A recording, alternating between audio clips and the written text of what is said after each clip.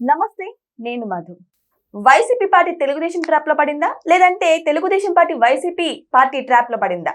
అయితే తాజా పరిణామాలు చూస్తుంటే అసలు రాజకీయం ఎటు దారి తీస్తుంది, మరి రాబోయే రోజుల్లో రాజకీయం ఎలా మారనుంది అన్న ఎన్నో ప్రశ్నలు తలెత్తుతున్నాయి. ఈ రోజు మనం తెలుసుకుందాం. ప్రస్తుతం మనతో పాటు ఉన్నారు సీనియర్ జర్నలిస్ట్ సిఎస్ రావు గారు. వారిని అడిగి మరిన్ని విషయాలను తెలుసుకుందాం. నమస్కారం సార్. సార్, జరుగుతున్న పరిణామాలు చూస్తుంటే వైసీపీ ట్రాప్ లో టీడీపీ పడిందా, లేకపోతే టీడీపీ ట్రాప్ లో వైసీపీ పడిందా అని కొన్ని క్వశ్చన్స్ అయితే రైజ్ అవుతున్నాయి. అసలు ఏం జరుగుతుంది సార్ రాజకీయాల మార్పులు? ఇప్పుడు ఈ క్వశ్చన్స్ కి ఆన్సర్ చంద్రబాబు గారు చెప్పారు, చాలా క్లియర్ గా చెప్పారు. ఏం చెప్పారు? టెలికాన్ఫరెన్స్ పెట్టి చాలా సీరియస్ గా చెప్పారు, మీరు వైసీపీ ట్రాప్ లో పడద్దు అని చెప్పి. అంటే పడ్డారనే కదా.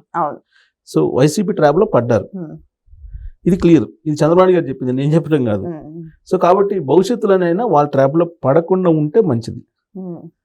ఎందుకంటే పాలిటిక్స్లో రాజకీయ పరంగా ఎప్పుడు కూడా హత్యలు అనేది ఉండవంట, ఆత్మహత్యలే ఉంటాయి. హత్యలు ఉండవంట, ఆత్మహత్యలే ఉంటాయి రాజకీయాల్లో. అలాగే పాలిటిక్స్లో ఏ పార్టీకి ఆ పార్టీ వ్యూహాలను రచించుకుంటుంది. ఒకళ్ళ మీద ఒకళ్ళు పైచేగా నిలవాలనుకుంటే, ప్రజాక్షేత్రంలో ప్రజలను ఆకర్షించాలి, ప్రజల్ని మెప్పించాలి అనే ప్రయత్నం చేస్తూ ఉంటాయి. ఈ క్రమంలో నిరంతరం అది జరుగుతూ ఉంటుంది. సోషల్ మీడియా రూపంలోనా, లేదంటే మీడియా రూపంలోనా, లేదంటే ఇతర క్షేత్రస్థాయిలో రూపంలోనా, ఏదైతేనేమి ఇది నిరంతరంగా నడుస్తూ ఉంటుంది. వారు ఒక ప్రచన్న యుద్ధం నడుస్తూ ఉంటుంది.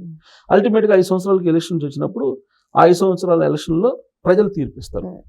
ఆ తీర్పు ఇవ్వడానికి ఇప్పటి నుంచే అవి ఉంటాయి, ఖచ్చితంగా ఉంటాయి రాజకీయ పార్టీలకి. ఇప్పుడు అదే జరుగుతుంది. వైఎస్ఆర్ కాంగ్రెస్ పార్టీకి ఉన్నటువంటి ఎమ్మెల్యేలు ఎంతమంది? 11 మంది. ఈ 11 మంది కూడా అసెంబ్లీకి హాజరు కావట్లేదు. వాళ్ళు చేయాల్సిన డ్యూటీ ఏంటి? ఆయా నియోజకవర్గాల్లో ఉండే సమస్యల్ని అసెంబ్లీలో ప్రస్తావించాలి, ఆ సమస్యలను పరిష్కరించుకోవడానికి ప్రయత్నం చేయాలి. కానీ వాళ్ళు అసెంబ్లీకి రావట్లా. జగన్మోహన్ రెడ్డి గారు రావట్లా, మిగతా ఎమ్మెల్యేలు రావట్లా, అసెంబ్లీకి రావట్లా. అది మైనస్ పాయింట్. అసెంబ్లీకి రావట్లేదు అనేటువంటి విషయాన్ని ప్రభుత్వం ఎప్పటికప్పుడు ప్రజల్లోకి తీసుకెళ్తుంది. వాళ్ళకి మైనస్ పాయింట్ అయినప్పటికీ రాకపోగా వాళ్ళు ఏం చేస్తున్నారు? నిరంతరం ప్రజల్లో నానేలాగా వ్యూహాలు రచించుకుంటున్నారు. వైఎస్ఆర్ కాంగ్రెస్ పార్టీ అనేది 11 స్థానాలకు పరిమితం అయినప్పటికీ కూడా ఒక బలమైనటువంటి ప్రతిపక్షంగా ఉంది అనేటువంటి ఒక యాంబియన్స్ క్రియేట్ చేస్తున్నారు రాష్ట్రంలో. ఎలా క్రియేట్ చేస్తున్నారు? ఓ మంగళవారం బుధవారం జగన్మోహన్ రెడ్డి గారు వస్తారు బెంగళూరు నుంచి, ఓ ప్రెస్ మీట్ పెట్టి ఏదో ఒక ఇష్యూ మాట్లాడతారు. ఉదాహరణకి PPP మోడ్ గురించి మాట్లాడారు. దాని మీద మళ్ళీ బుధవారం వచ్చేదాకా చర్చలు నడుస్తుంటాయి. ఇది వాళ్ళ వ్యూహం, వైఎస్ఆర్ కాంగ్రెస్ పార్టీ వ్యూహం. అది చర్చలు నడుస్తుంటాయి.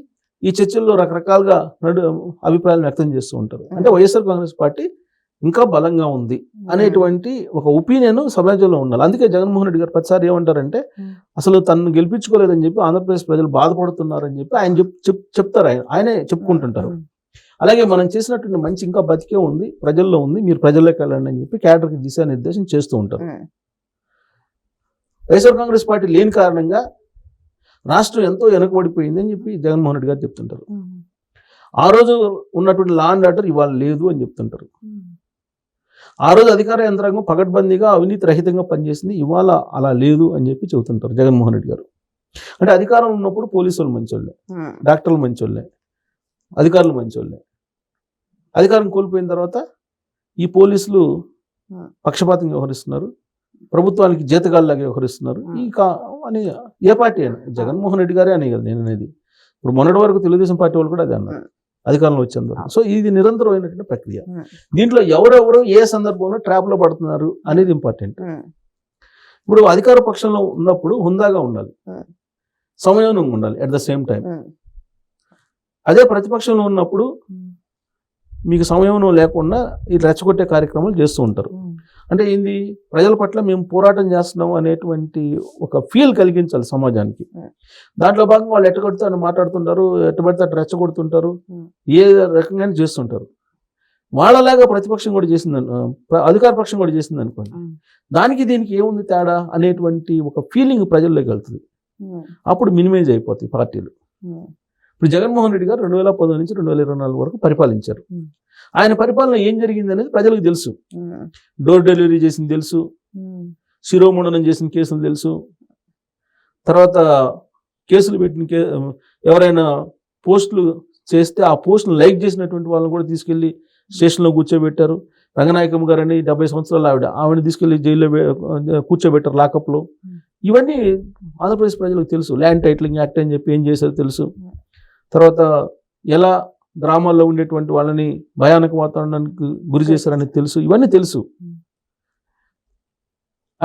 ప్రజలకు తెలుసు, క్లారిటీ ఉంది. కానీ ఇప్పుడున్నటువంటి ప్రభుత్వం నుంచి దానికంటే మెరుగైనటువంటి పరిపాలన కోరుకుని మీకు ఓట్లు వేశారు, 124 మందిని గెలిపించారు. ఇప్పుడు వాళ్ళలాగనే మేము కూడా అనేటువంటి అభిప్రాయం తీసుకురాకూడదు. కానీ అదే అభిప్రాయం తీసుకురావడానికి ప్రతిపక్షం ప్రయత్నం చేస్తూ ఉంటుంది. ఇప్పుడేంటి నిన్న జరిగినట్టు సంఘటనతోటి, నిన్న అంబటి రాంబాబు అలాగే జోగి రమేష్కి సంబంధించినటువంటి సంఘటనలో ఆ పార్టీ అప్పుడు చంద్రబాబు నాయుడు గారి ఇంటి మీద దాడి చేశారు. జోగి రమేష్ లీడ్ తీసుకున్నాడు, ఆయనకి మంత్రి పదవి ఇచ్చారు. ఇప్పుడు అదే పార్టీ జోగి రమేష్ని అలాగే అంబటి రాంబాబు గారిని లీడ్ చేయమన్నారు, లీడ్ చేశారు, ఇష్యూ చేశారు. ఇప్పుడు కులాల మధ్య దాన్ని డైవర్షన్ చేస్తున్నారు. సో అప్పుడు చంద్రబాబు నాయుడు గారి మీద దాడి చేసినప్పుడు ఏ విధంగా అయితే తెలుగుదేశం పార్టీ రియాక్ట్ అయిందో, ఇప్పుడు వైఎస్ఆర్ కాంగ్రెస్ పార్టీ కూడా అలానే రియాక్ట్ అయింది కదా. ఆ రోజు ఏం జరిగిందో ఈ రోజు కూడా అదే జరిగింది కదా. ఆ ప్రభుత్వం ఏం చేసింది, ఈ ప్రభుత్వం ఏం చేసింది, రెండు ఒకటే కదా అనేటువంటి ఒక చర్చ ఇప్పుడు తీసుకెళ్తుంది ప్రతిపక్షం. అది రాకూడదు. అది వస్తే నష్టం ఎవరికి? అధికారంలో ఉన్న వాళ్ళకి నష్టం. సో అధికారం ఉన్న వాళ్ళు సమయం పాటించాలి. ఇప్పుడు అంబటి రాంబాబు గారు దురుసుగా మాట్లాడారు. నీకు ఇమీడియట్గా నీ దగ్గర చట్టం ఉంది, చట్టాన్ని ఇంప్లిమెంట్ చేయాల్సినటువంటి పదవుల్లో మీరు ఉన్నారు. మీరేం చేయాలి? వ్యవస్థలు ఉన్నాయి కాబట్టి వ్యవస్థలు వాళ్ళ పని వాళ్ళని చేసుకునేవాళ్ళు. మీరు కంప్లైంట్ చేయాలి. కంప్లైంట్ చేస్తే ఆ కంప్లైంట్ బేస్ చేసుకుని ఆయన్ని అరెస్ట్ చేయటము, లేదంటే ఆయన వాడినటువంటి పదజాలానికి సంబంధించి తీవ్రతను బట్టి సెక్షన్లు పెట్టి కేసులు పెట్టి ఆయన్ని జైల్లో పంపించడం, అరెస్ట్ చేయటం, ఏదో ఒకటి చేయాలి. కానీ క్యాడర్ వెళ్ళిపోయి వాళ్ళ ఇంటి మీదకి పడితే దాన్ని సమాజం అంగీకరించదు. అలాగే జోగి రమేష్ ఇంటికి వెళ్ళి వాళ్ళు పెట్రోల్ బాంబులు వేయటం ఇవన్నీ చేశారు. ఇప్పుడు ఆ రోజు కూడా ఎందుకు కొడాలి నానిని, వంశీని వ్యతిరేకించారు అక్కడ ఉన్నట్టు ప్రజలు? ఇలాంటివి చేయబట్టే కదా. తర్వాత భూత పురాణం లేస్తే భూత పురాణంతో మాట్లాడేవాళ్ళు కదా, అందుకే కదా 11 స్థానాలకు వాళ్ళు పరిమితం అయింది. మరి ఆ భూత పురాణాలు గత 2 సంవత్సరాల నుంచి లేవుగా. రాజకీయాలంటే భూత పురాణాలు కాదు, అభివృద్ధి, ఉపాధి అవకాశాలు కల్పించడం, ఉద్యోగాలు కల్పించడం, రాష్ట్ర అభివృద్ధి అనేటువంటి దృక్పథంతో వెళ్తున్నప్పుడు ఇలాంటివి చేసినప్పుడు మళ్ళీ పాత కథే కదా అనేటువంటి ఒక భావన తీసుకొచ్చే ప్రయత్నం. అలాగే కేసులు కూడా ఇప్పుడు జైలుకి వెళ్ళడం అనేది కొత్త కాదు, అది ప్యాషను అన్నట్టుగా అయిపోయింది. గతంలో జగన్మోహన్ రెడ్డి గారు జైలుకి వెళ్ళొచ్చారంటే ఖైదీ నంబర్ 6093 అనేవాళ్ళు. ఇవాళ జైలుకి వెళ్ళినటువంటి వాళ్ళు ఎవరు? అందరూ జైలుకి వెళ్ళారు కదా నాతో పాటు అనేటువంటి ఫీలింగ్ ఉంది. అవినీతి పనులు, అవినీతి అంటే ఇంకా ఏమైనా అయితే అవినీతి చేయని వాళ్ళు ఎవరు అనేటువంటి లైట్ గా తీసుకుంటున్నారు ప్రజలు. ఇప్పుడు ఇంతకుముందు ఏదన్నా ఒక అవినీతి కథనం వస్తే పేపర్లో సీరియస్ గా తీసుకునేవాళ్ళు. ఇవాళ కోట్ల రూపాయలు దోషేస్తున్నారన్నా కానీ పబ్లిక్ లో ఫీలింగ్ రాకుండా ఉంది. కారణం ఏంటి? వీళ్ళు దోశారు, వాళ్ళు దోశారు, దోసుకుంది ఎవరు అనేటువంటి చర్చ పబ్లిక్ లో ఉంది. అది మంచిది కాదు. సో ఇప్పుడు ప్రతిపక్షంలో ఉన్నటువంటి వాళ్ళు అధికార పక్షాన్ని వీళ్ళంత వరకు బదనాం చేసేటువంటి కార్యక్రమాలు చేస్తూ ఉంటారు. వాళ్ళు చేసే కార్యక్రమాల ద్వారా ప్రజలకు మురిగేది ఏం లేదు. అధికారంలో ఉన్నటువంటి వాళ్ళు బాధ్యతాయుతంగా విధానపరమైన నిర్ణయాలు తీసుకుంటే ప్రజలకి, సమాజానికి మేలు జరుగుతుంది. దానికి దూసుకువెళ్తున్నారు ఇప్పుడున్నట్టు ప్రభుత్వం. కానీ దాన్ని స్పీడ్ని తగ్గించేదానికి, లేదంటే దానికి ఉన్నటువంటి ఇమేజ్ని తగ్గించడానికి ప్రతిపక్షం ఖచ్చితంగా, ఏ ప్రతిపక్షం అయినా ప్రయత్నం చేస్తుంది. అదే చేస్తుంది. అది వాళ్ళ ట్రాప్లో ఇప్పుడు తెలుగుదేశం పార్టీ వాళ్ళు పడ్డారు. ఇప్పుడే కాదు, అధికారంలోకి వచ్చినప్పటి నుంచి, 2024 అధికారంలోకి వచ్చినప్పటి నుంచి ఎప్పటికప్పుడు వైఎస్ఆర్ కాంగ్రెస్ పార్టీకి సంబంధించినటువంటి వాళ్ళ ట్రాప్లో తెలుగుదేశం పార్టీ వాళ్ళు పడుతూనే ఉన్నారు. కొన్ని సందర్భాల్లో వాళ్ళ వ్యూహాలని మళ్ళీ తిప్పి కొడుతున్నారు. ఈ ఎపిసోడ్లో మాత్రం ఎంతో కొంత పార్టీకి అయితే కొంత ఇమేజ్ దెబ్బతినే అవకాశం ఉంది. ఎందుకనంటే తెలుగుదేశం పార్టీ సంస్కృతి కాదు. తెలుగుదేశం పార్టీకి అంత సీన్ లేదు, దాడులు చేసేంత సీన్ లేదు. ఉదాహరణ ఎందుకు చెప్తున్నానంటే, ఒకవేళ అదే సీన్ ఉంటే తెలుగుదేశం పార్టీకి, చంద్రబాబు నాయుడు గారిని అరెస్ట్ చేశారు. ఇది నిరాధారమైన ఆరోపణలతో అందరికీ తెలుసు, స్కిల్ డెవలప్మెంట్ కేసు కదా. స్కిల్ కేసులో నంద్యాల నుంచి విజయవాడ దాకా తీసుకొచ్చారు రోడ్డు మార్గంలో. మరి అంత పెద్ద సీనియర్ లీడరు, జాతీయ స్థాయి లీడరు, 45 సంవత్సరాల ఎక్స్పీరియన్స్ ఉన్న లీడరు రాష్ట్రం మొత్తం తగలబడిపోవాలి మామూలుగా అయితే. అవును. ఏది తెలుగుదేశం పార్టీ వాళ్ళు క్రమశిక్షణ లేనటువంటి క్యాడర్ అయ్యి ఉంటే రాష్ట్రం మొత్తం తగలబడిపోద్ది. ఎక్కడ ఒక ఇన్సిడెంట్ జరగలేదు. కాబట్టి తెలుగుదేశం పార్టీకి అసాంఘికంగా వ్యవహరించడం సీన్ లేదు. నిన్న జరిగింది కూడా వైఎస్ఆర్ కాంగ్రెస్ పార్టీ నుంచి వచ్చినటువంటి కొంతమంది క్యాడర్ చేసినటువంటి పనిగా చెప్తున్నారు. సరే అది ఎంతవరకు నిజం ఏంటంటే పోలీసులు తెలుస్తారు. ఆల్రెడీ చంద్రబాబు నాయుడు గారు అలర్ట్ చేశారు. వైఎస్ఆర్ కాంగ్రెస్ పార్టీ నుంచి కొంతమంది కోర్టులు వచ్చిన్నారు, వాళ్ళతో జాగ్రత్త అని చెప్పి తెలుగుదేశం పార్టీ క్యాడర్కి చెప్పున్నారు. లేదంటే తెలుగుదేశం పార్టీ మూల సిద్ధాంతాలు తెలియకుండా ఈ మధ్య కాలంలో కొంతమంది న్యూ జనరేషన్ వచ్చారు, వాళ్ళన్నా చేసినటువంటి పని అయి ఉండాలి.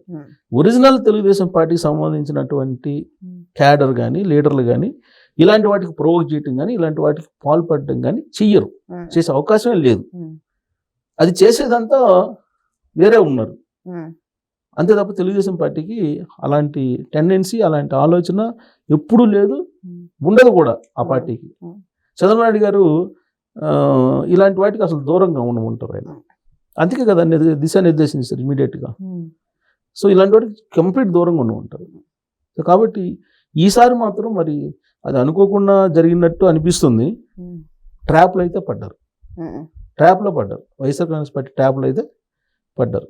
దీని నుంచి మరి వస్తారు, రాకుండా ఉంటారు కానీ బట్ ట్రాప్లో పడ్డారు. ఇలాంటి ట్రాప్లు వేస్తూనే ఉంటారు వాళ్ళ గ్రాఫ్ పెట్టుకోవడానికి. ఇప్పుడు మళ్ళీ జగన్మోహన్ రెడ్డి గారు యాత్ర పెట్టారు. పెట్టినప్పుడు ఆయన ఏం వ్యూహాలు రచిస్తారో మళ్ళీ దాంట్లో పడతారా, మళ్ళీ ఆయన్ని ట్రాప్ చేస్తారా అనేది చూడాలి మనం. సో జరుగుతున్న పరిణామాలు చూస్తుంటే ఖచ్చితంగా టీడీపీ వాళ్ళు వైసీపీ వాళ్ళ ట్రాప్ లో పడినట్టయితే క్లారిటీగా తెలుస్తుంది. మరి ఈ విషయాన్ని గురించి బాబు గారు కూడా పదే పదే ప్రస్తావిస్తూ ఉన్నారు, క్యాడర్ కి చెబుతూనే ఉన్నారు ఎందుకంటే ట్రాప్ లో పడకండి అని చెప్పేసి. మరి ఇప్పటికైనా బాబు గారి మాటలు విని ట్రాప్ ని తిప్పికొట్టే ప్రయత్నం చేస్తారా, లేదంటే అదే ట్రాప్ లో మళ్ళీ వీళ్ళు బందీలు అవుతారు అనేది కూడా మనం వెయిట్ చేసి చూడాల్సిందే. Thank you so much. Thank you sir.